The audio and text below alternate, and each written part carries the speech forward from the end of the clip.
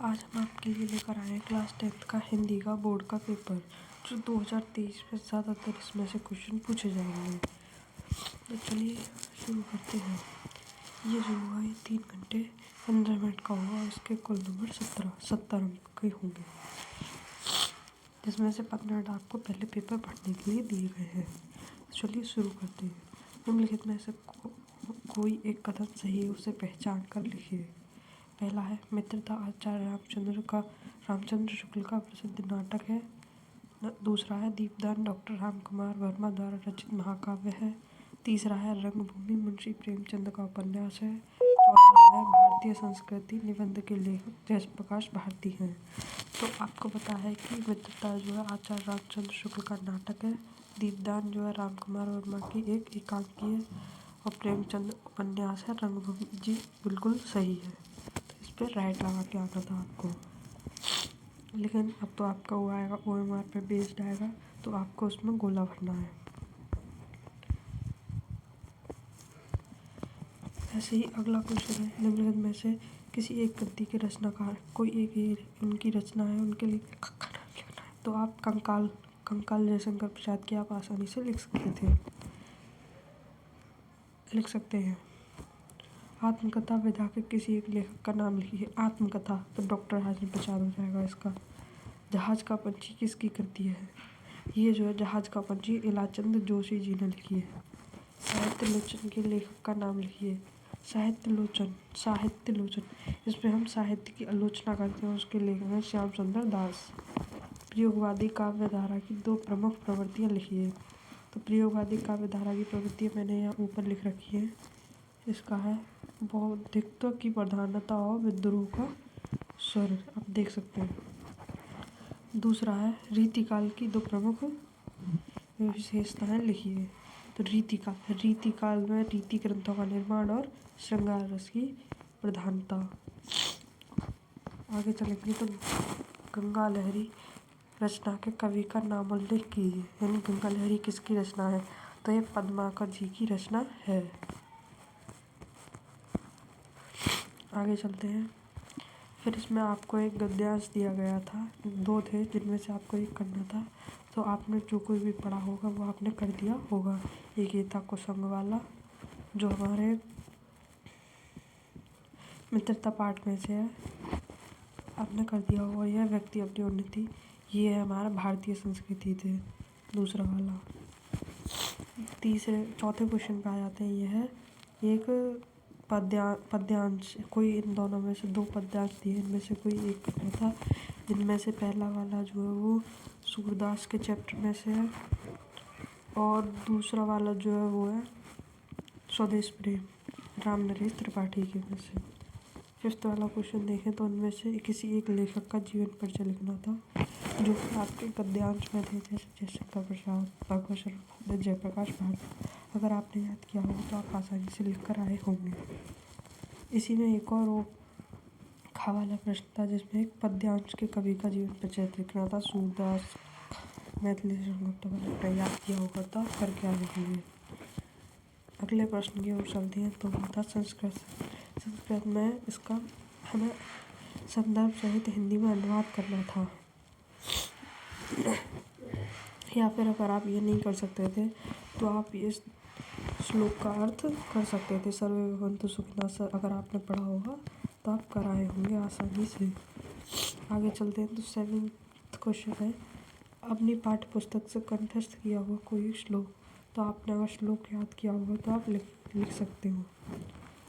इसी में एक और था, 2 प्रश्नों के उत्तर दीजिए। इसमें 4 प्रश्न थे, इसमें से आपको 2 प्रश्नों के उत्तर देना, थोड़ा सा ही पढ़ा होगा। तो ये पहला वाला है, वाराणसी कस्या भाषा है केंद्रम अस्ति।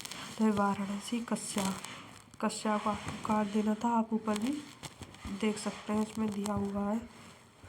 एषा नगरी भारतीय संस्कृत भाषा केंद्रम अस्ति। यहाँ पे संस्कृत आया था खाली, और यहाँ पे भाषा केंद्रम अस्ति। दूसरा था, वीर केन पूज्यते। तो वीर केन को काट के वीर वीरेण पूज्यते आ जाता। आगे बढ़ते हैं। 8th क्वेश्चन था, इसमें हास्यरस अथवा करुण रस, कोई एक की परिभाषा लिखनी थी, हास्यरस या करुण रस की। दूसरा प्रश्न था इसी में, उपमा अलंकार या उत्प्रेक्षा अलंकार, इन दोनों में से कोई एक की करनी थी। सोठा छंद या रोला छंद, इनमें से कोई एक करना था। 9वां क्वेश्चन है हमारा, निम्नलिखित उपसर्गों के लिए 3 मेल से एक एक शब्द बनाइए। मतलब कोई शब्द बनाने थे 3 से, मैंने 3 बता दिया, आपको जो अच्छा लगे वो करके आना। आ से अनाथ, अशुद्ध, अधम, अधिकार, अधिवान, अधिपति, उपकार, उपदेश, उपगण, ऐसे ही। और इसमें नीचे था फिर किन्हीं 2 प्रत्ययों का प्रयोग करके एक शब्द बनाइए। प्रत्यय जो पीछे लगते हैं, जैसे आई, पढ़ाई, ता, कविता, ऐसे ही। इसी में तीसरा पार्ट था, किन्हीं 2 के समास विग्रह कीजिए। समास का नाम भी लिखना था। तो अन्न जल, 4 थे, इनमें से आपको 2 करने हैं। तो अन्न जल, जैसे अन्न और जल आपने पढ़ा हो तो द्वंद्व समास होता है ये, अन्न और जल। ऐसे ही दिन रात, दिन और रात, ऐसे। त्रिभुज, दूसरा वाला था त्रिभुज, तो इसमें 3 भुजाओं का समूह त्रिभुज, इसमें जो समास है वो द्विगु समास। इसी में एक और पार्ट है घ, इसमें था किन्हीं 2 शब्दों के तत्सम रूप लिखने थे, जैसे अंगूठा, अंगूठा, अंगुष्ठक। और दूसरा था कपड़ा, कपड़ा यानी करपट, करपट। इसी में फिर एक और पार्ट था, जिसमें 2 के पर्यायवाची शब्द लिखने थे, पर्यायवाची 2 आँख, चक्षु, नेत्र, पृथ्वी, भूमि लिख सकते थे इसी तरीके से आप। अब निम्नलिखित में से किसी 2 में संधि विच्छेद कीजिए और संधि का नाम लिखिए। इनका संधि विच्छेद करना था, जैसे मात्राज्ञा, मात्र प्लस आज्ञा, दधयत्र, दध प्लस यत्र। ध्यान रखना धा आधा ही है इसमें। आगे बढ़ेंगे तो इसमें आएगा निम्नलिखित शब्दों के रूप चतुर्थ विभक्ति एकवचन लिए, यानी कि आपको चतुर्थ विभक्ति में एकवचन लिखना था इनका। तो एक में फल, फल का फलाए, मध्य का मतय, मधु का मधुन्ने, नदी का नद्यो। ऐसे ही आगे बढ़ेंगे तो निम्नलिखित शब्दों में से किसी एक के धातु लकार और पुरुष वचन का उल्लेख कीजिए। किसी एक का बताना था, क्या बताना था आपको? धातु लकार, पुरुष और वचन। पटतु, पटतु है हमारा लोट लकार, प्रथम पुरुष है और एक वचन है। अगले में चलेंगे तो आपका है कि इन 2 वाक्यों का संस्कृत अनुवाद करना था। ये 4 दिए गए हैं, इनमें से आप कोई भी कर सकते थे। अगला प्रश्न है, एक विषय पर निबंध लिखना था। विद्यार्थी के जीवन में खेल में मेरा प्रिय कवि, पर्यावरण प्रदूषण सबसे आसान था, आप करके आ सकते थे।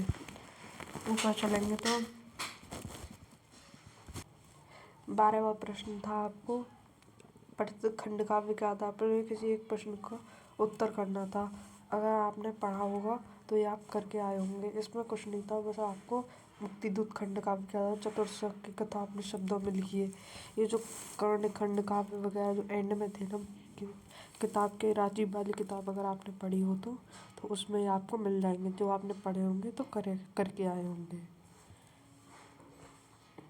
ये थे, बहुत सारे थे, आपने इसमें से कोई एक पढ़ा होगा। ये सारे आए थे, आपने कोई एक पढ़ लिया होगा तो आप कराए होंगे।